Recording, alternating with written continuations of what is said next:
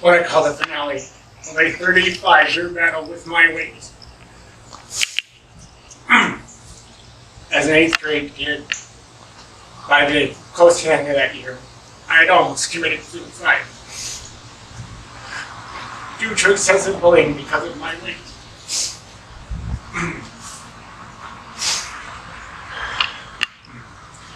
I would like to welcome all of you to the celebration of my new life.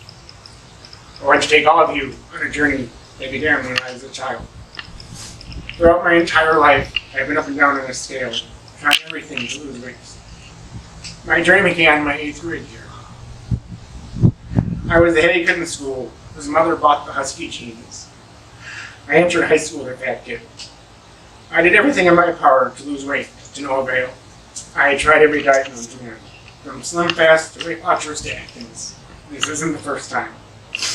Even though I had success with all of them, the maintenance plan that came after was not the easiest to follow. As everyone knows, once you lose it, you always gain it back. And sometimes a little more comes with it every time.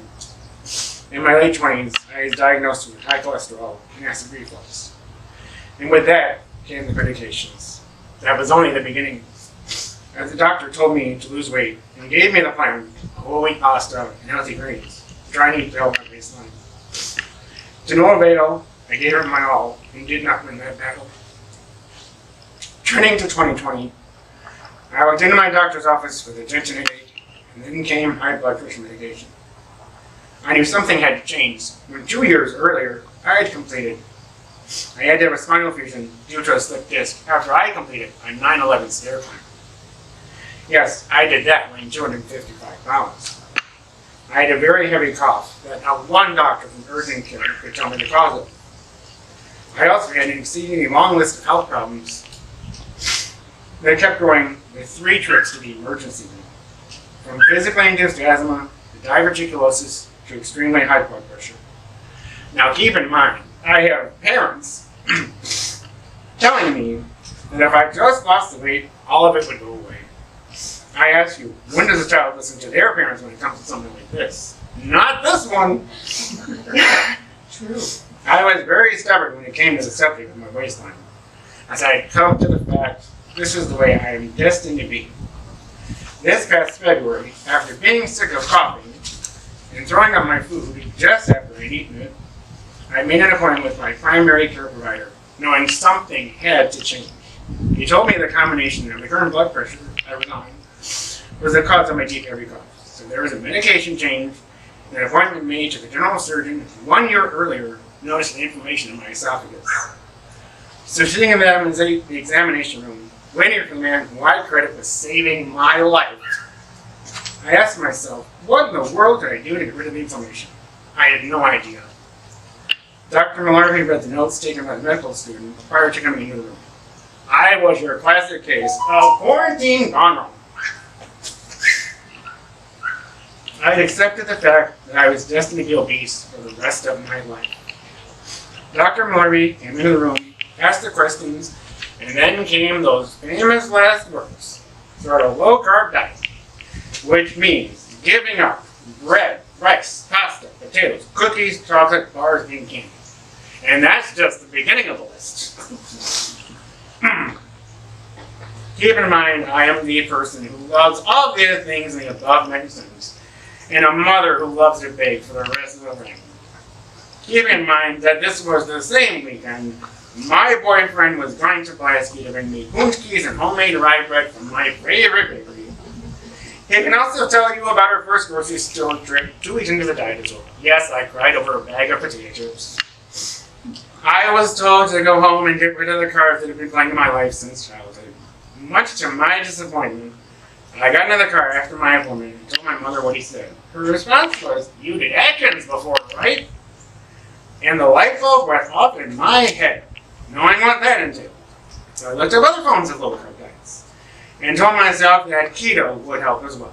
And so I bought a vegetable noodle spiralizer and demeaning.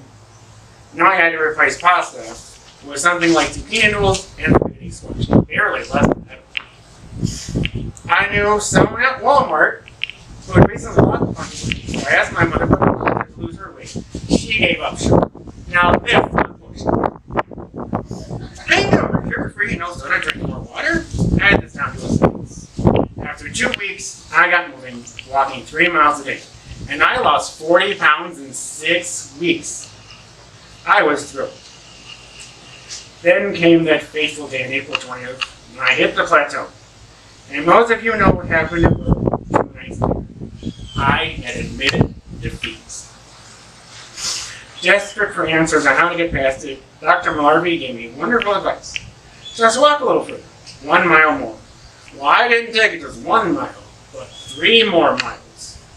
So yes, I went from walking 3 miles a day to what is now 6 miles a day.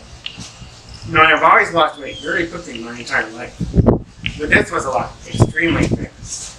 After a few weeks, I was taken off the blood pressure medicine and told not to drink Gatorade, but more water. After 6 weeks, and still at that plateau, and no way past it, to my mother's dismay, she told me not to buy the book, The Fat Thief, thinking it would be like most of the diet books I'd read in the past, with off-the-wall recipes and meal plans only someone with money and a personal chef could follow. That was not me. I gave in, paid the $26 plus shipping, and got to reading. Not knowing what I was in for, I never thought that the life I was leading was all about my thought process. The fact that I accepted how bad I was all in my head. Today I stand before you as Todd 6.4, because 2.0 is so genius ago. No longer letting his obesity define him, and a support group of all of you cheering me on. I have a few people who deserve credit for helping along my journey from 315 to the 100-pound weight loss of 215. First of all, the man who suggested my lifestyle change, Dr. Sean Malarby, who unfortunately cannot be with us today. Second, my family. Without you, as hard as this struggle has been throughout the years, I finally made it. And granted, I have not been the best at it, but here I am. And by my side through it all, cheering me on, my wonderful boyfriend, Lee Polansky. When I admitted defeat at the plateau, he told me I was not defeated. I just hit a bump on the road, and I would overcome it.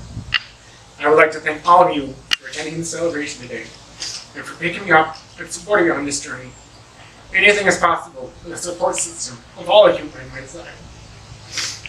Thank you to all of you for your support, your kindness, your love, and most important, your prayers.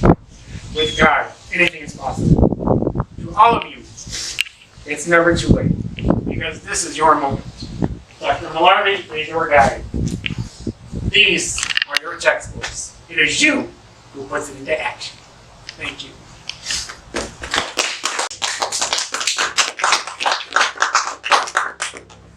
Took you back on the camera.